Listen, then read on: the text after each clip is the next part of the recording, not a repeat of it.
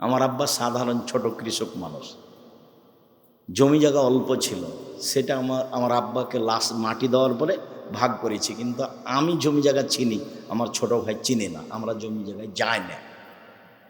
আমার মা অপছন্দ করতেন আমাদের জমি জায়গার খোঁজ নেওয়া, সেই জন্য আজও নি না, ওটা খোঁজ খবরই রাখি না।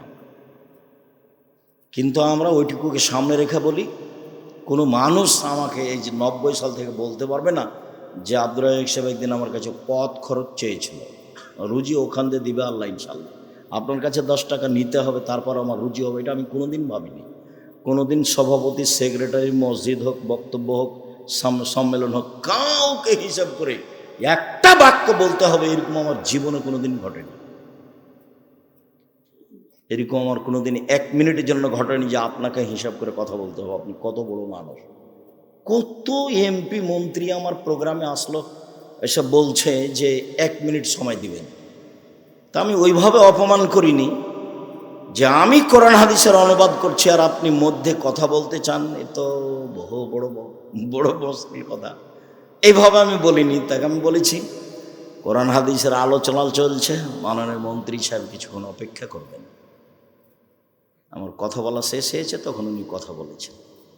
কত এমপি মন্ত্রীকে আমি দেখলাম বক্তব্য ছেড়ে দিয়ে তাকে কথা বলতে দিব, এরকম আমার জীবনে একদিন 1 মিনিটের জন্য ঘটেনি।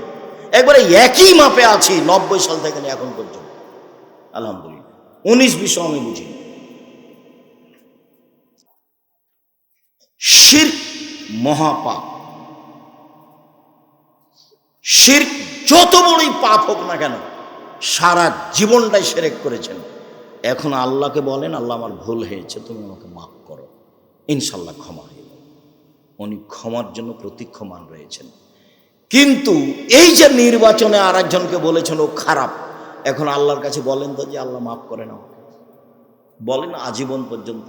কোনো একদিন যদি চেয়ারম্যানের গালি দেওয়া পাপ ক্ষমা হয়ে যায়, তাহলে ইসলাম ধর্ম হবে মিথ্যা আর আল্লাহ হবেন অত্যাচারী, জালেম। আল্লাহ বলেছেন ইন্নী হারাম তো জুলম আলাইয়া, আমি আল্লাহ অত্যাচারকে আমার উপরে হারাম করেছি, আমি অত্যাচার করব না। তুমি যার বদনাম করেছো ক্ষমা সেখানে নাও, আমার কাছে। পাপের জগতে সুদ খাওয়া মহাপাপ। আপনাকে অবাক হতে হবে, সুদের পাপের যে ভাষা আল্লাহ নবী উল্লেখ করেছেন, পৃথিবীর কোনো পাপের ভাষা এভাবে উল্লেখ করেন। একবার আল্লাহ রাসূল বলছেন, মাইয়াকুলু দিরহামু রিবাহু ইয়ালাম আসাদ্দু মিন সিত্তাতি ওয়া সালাসিনা জিনিয়া। কেউ যদি জেনে শুনে 1 টাকা সুদ খায়, 36 বার জেনা করে যত পাপ হবে, 1 টাকা সুদ খেলে তার চেয়ে বেশি পাপ হবে। রাসূল সাল্লাল্লাহু আলাইহি ওয়াসাল্লাম বলছেন, আর রিবা সাবুনা জুজান। আয়েশা রাদিয়াল্লাহু আনহা মাহু, সুদের পাপের 70টি ভাগ রয়েছে, ছোট থেকে বড়, বড় থেকে ছোট। তার সবচেয়ে ছোট ভাগ হলো মার সাথে জেনা করলে যেমন পাপ হয়। শিরক মহাপাপ, কিন্তু ভাষা এরকম নয়। পিতা মাতার অবাধ্য চলা পৃথিবীতে 2য় মহাপাপ, কিন্তু ভাষা এমন নয়। মিথ্যা সাক্ষী পৃথিবীতে 3য় মহাপাপ। সিরাজগঞ্জ জেলে বহু মানুষ আছে 20 বছর 30 বছর থেকেও নিজেও জানে না আমি কেন জেলে। জজ জানে না ঘটনা কি, উকিল জানে না ঘটনা কি, সাক্ষীও জানে না ঘটনা কি। সাক্ষীকে 50,000 টাকা দিয়েছে আর বলে দিয়েছে তুই এভাবে বলবি জজের সামনে। কি? আমি 2 চোখে মারতে দেখেছি। যার কথা বলছে যে আমি 2 চোখে মারতে দেখেছি, সে কিন্তু সে সিরাজগঞ্জে ছিল না সেদিন, অথচ বলছে যে আমি 2 চোখে মারতে দেখেছি। তাহলে সাক্ষীও জানে না ঘটনা কি, উকিল তো জানেই না, জজ তো জানেই না। এখন যে ব্যক্তি জেলে আছে সেও বলছে ব্যাপারটা কি রে, আমি কেন জেলে? আল্লাহ রাসূল বলছেন লা ইয়াদরিল কাতিল বিমা কাতালা ওয়াল মাকতুল বিমা কুতিলা। হত্যাকারী বুঝবে না কেন আমি মারছি, নিহত ব্যক্তি বুঝবে না কেন আমি মরলাম। যে মারছে তাকে 1 লাখ টাকা দিয়েছে, বলেছে অমুককে মেরাই, তো এখন ওকে গিয়ে মারছে, তো কেন মারছো তো জানে না। আর যাকে মারা হচ্ছে সে বলছে আমি তাকে চিনি না, আমাকে মারছো কেন, ঘটনা কি? মারলই তো। আল্লাহ রাসূল বলছেন হত্যাকারী জানে না কেন আমি মারছি, নিহত ব্যক্তি জানে না কেন আমি মরলাম। 20 বছর থেকে জেলে আছো, নিজেই জানে না আমি কেন জেলে। ও কি জানবে? জজও জানে না। ও কি জানবে? উকিলও জানে না। ও কি জানবে? সাক্ষীও জানে না। যার কারণে সাক্ষী পৃথিবীতে তৃতীয় মহাপাপ। মিথ্যা সাক্ষী পৃথিবীতে তৃতীয় মহাপাপ। মিথ্যা সাক্ষী পৃথিবীতে তৃতীয় মহাপাপ। দ্বিতীয় মহাপাপ বাপ মায়ের অবাধ্য চলা। পাপ যত বড়ই হোক, সুদের ভাষা যেভাবে আল্লাহ নবী উল্লেখ করেছেন, ভাষা এমন নয়। সাক্ষী যত বড়ই পাপ হোক না কেন, সুদের ভাষার সাথে তার মিল নেই। শুনুন, মানুষকে হত্যা করা মহাপাপ, কিন্তু ভাষা এমন নয়। সুদের পাপের ভাষা, কেউ যদি জেনে শুনে 1 টাকা সুদ খায়, 36 বার জেনে করে যত পাপ হবে, 1 টাকা সুদ খেলে তার চেয়ে বেশি পাপ হবে। পাপের জগতে কোনো পাপের ভাষা এরকম নয়। সুদের পাপের 70টি ভাগ রয়েছে।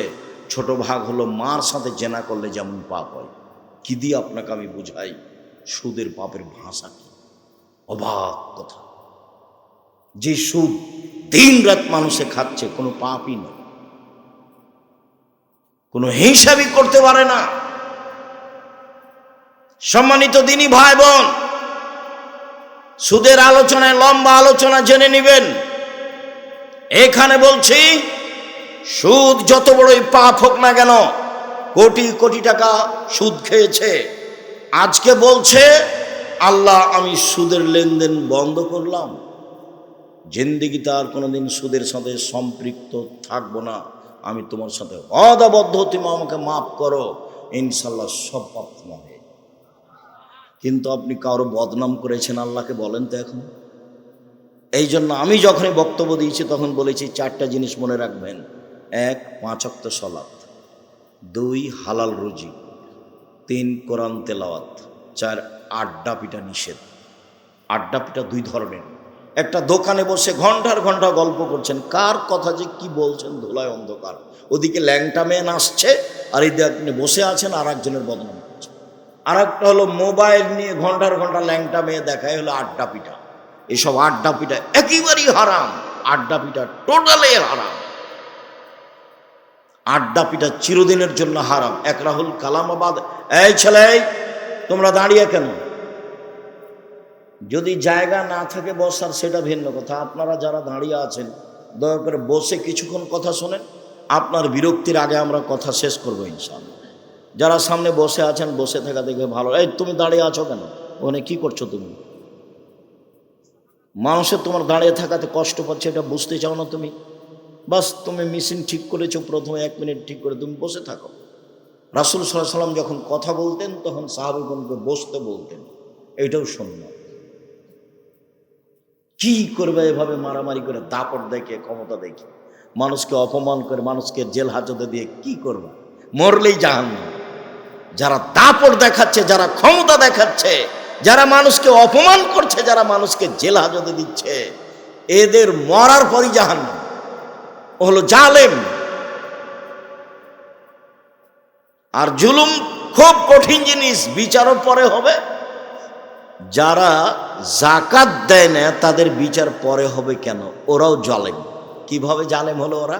ওরা ফকির মিসকিনের প্রতি জুলুম করেছে, ফকির মিসকিনের হক দেয়নি। ধনী মানুষ কার টাকা মেরে খেয়েছে? ফকির মিসকিনের। যেহেতু ধনী মানুষ ফকির মিসকিনের টাকা মেরে খেয়েছে, কাজে ও জালেম। এখন আর বিচার পরে হবে। আল্লাহ রাসূল বলছেন তার বিচার পরে হবে। হাত্তা ইউকযাবানান নাস। সব মানুষের যখন বিচার হয়ে যাবে তখন ধনী মানুষের বিচার হবে। কিভাবে যে হবে আল্লাহই ভালো। তো বুঝাতে হবে, কঠিন। সব টাকা বুঝাতে হবে, কিভাবে আয় হয়েছে, সবটাই বুঝাতে হবে, কিভাবে ব্যয় হয়েছে। এই ছেলে শোনো, টাকা ইনকাম করবে ব্যবসা করে। উপার্জনের 4টা পথ। একটা দিন মজুরি, সন্ধ্যায় টাকা শেষ। একটা চাকরি, 25 দিনে টাকা শেষ প্রায়। আর একটা হলো জমি চাষ, সমান সময় না হয় লস, সমান সমান না হয় লস। 4, ব্যবসা।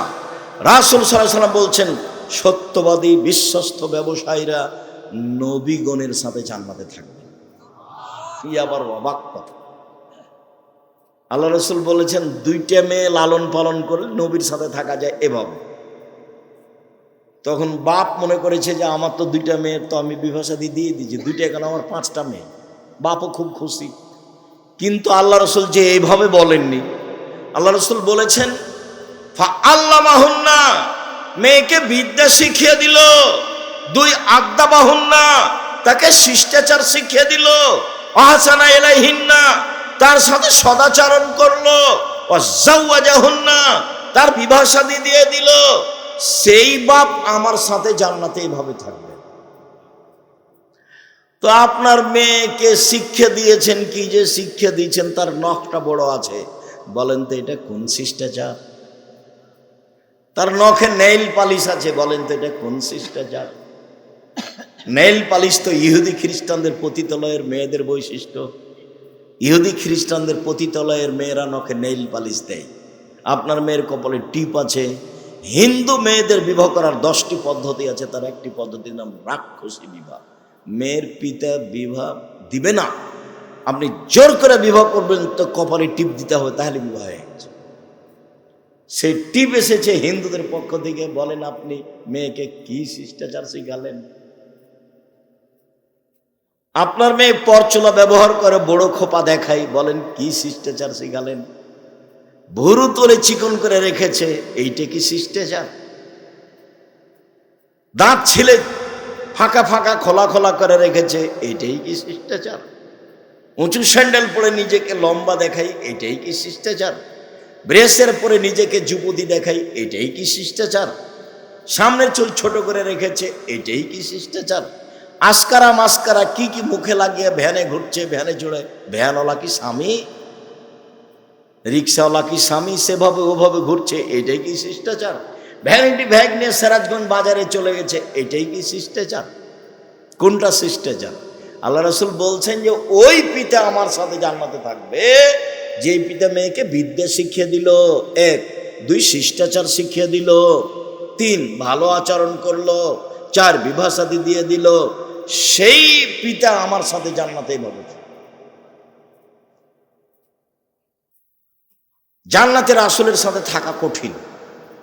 একজন সাহাবী রাসূলের সাথে রাতে ছিলেন, তো অজুর পানি আর মেশক নিয়ে রাসূলের কাছে উপস্থিত। আল্লাহ রাসূল খুব খুশি হয়েছেন। বাহ, ভালোই তো, তুমি তো অজুর পানি নিয়ে এসেছো, তুমি তো মেশক নিয়ে এসেছো, খুব খুশি। সালমা শেতা, তুমি যা চাও চাও আমি দিয়ে দেবো। মুহাম্মদ সাল্লাল্লাহু আলাইহি ওয়াসাল্লাম বুঝতে পারেন যে কি চাইবে।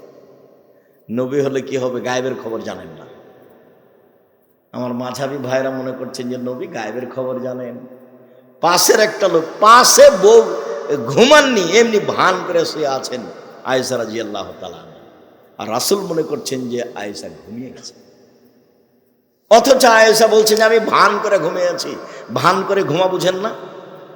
ভান করে ঘুমিয়ে আছে। দেখি মুহাম্মদ সাল্লাল্লাহু আলাইহি ওয়াসাল্লাম কি করেন, কোথায় উঠে যান। দেখলাম ধীরে উঠলেন, ধীরে জুতা স্যান্ডেল পায়ে দিলেন, কাপড় গায়ে দিলেন, ধীরে দরজাটা খুললেন।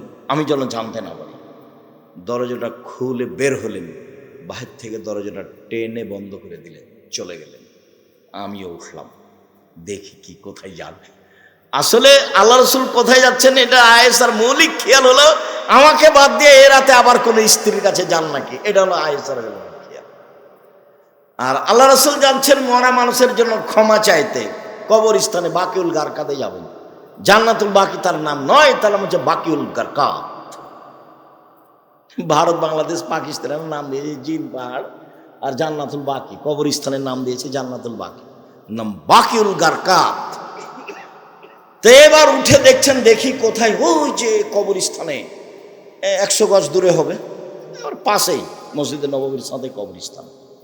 ওই যে হাত তুলে দোয়া করলেন, 1 বার 2 বার 3 বার হাত তুলে দোয়া করলেন। তারপরে হাঁটতে লাগলেন ফিরে। আমিও ঘুরে হাঁটতে লাগলাম, দেখলাম জোরে হাঁটলেন, আমিও জোরে হাঁটলাম। দেখলাম একটু দৌড়াচ্ছে, আমিও জোরে দৌড়াচ্ছি। আমি আগেই বিছানায় চলে এসেছি। আমি যখন আগেই বিছানায় চলে এসেছি, আমার পাশে এসে বলছেন, কি খবর আয়েশা, হাঁপাচ্ছ কেন? তখন আমি বললাম যে আমি তো মিথ্যে কথা বললে জিবরাইল আপনাকে বলে দিবে। আসলে আমি পরীক্ষা করছিলাম আপনি যান কোথায়। তো দেখলাম এই হাদিস মুসলিম।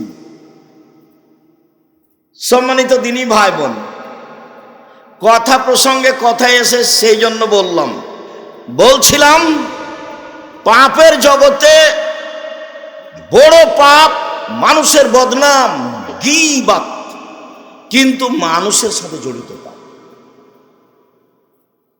জেনা মহাপাপ। রাসূল সাল্লাল্লাহু আলাইহি সাল্লাম বলেন, আল বিকর বিল বিকরে জিলদু মিয়া তাগরিব সানা। অবিবাহিত ছেলে মেয়ে যদি জেনা করে 100 লাঠি পিটিয়ে এলাকা থেকে 1 বছরের জন্য তাড়িয়ে দিতে হবে। তিনি বলেন, আসাইবা বিসাইবা রাজম। বিবাহিত পুরুষ নারী যদি জেনা করে তাহলে তাকে ইট ঢেল পাথর দিয়ে মেরে ফেলতে হবে, তাকে মারতেই হবে। বিবাহ করার পরে জেনায় লিপ্ত হলে তার বেঁচে থাকার পৃথিবীতে কোনো পথই নেই। 3 শ্রেণীর মানুষকে হত্যা করতে হয়, 2 শ্রেণীর মানুষের বাঁচার পথ আছে। এক, কেউ বললাম কোরআন মাজিদ মানি না, তাহলে ও মোরতাদ, সরকারিভাবে তাকে হত্যা করতে হবে।